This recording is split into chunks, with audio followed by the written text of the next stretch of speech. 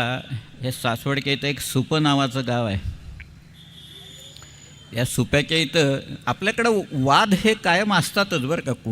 कुणातही असू शकतात ते, म्हणजे वाद कधीही होतो, कुणातही असतो वाद, कितीही वर्ष चालतो त्याचा.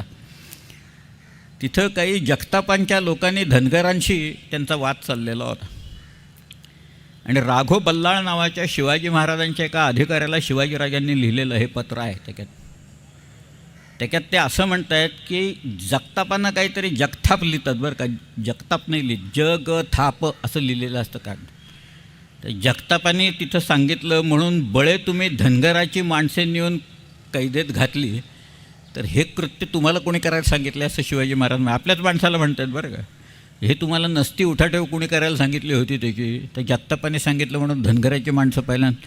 हा कौन इन्साफ असा शब्द आहे त्याच्यात, की हा काय कसला आला न्याय, हा कौन इन्साफ. तुम्ही पहिल्यांदा धनगर सोडून द्या सगळे तिथले, मुकाट्यानं सोडून.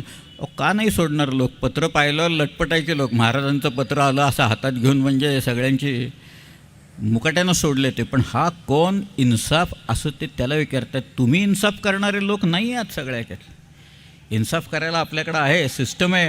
आमच्याकडं ज्युडिशियल सिस्टम आहे.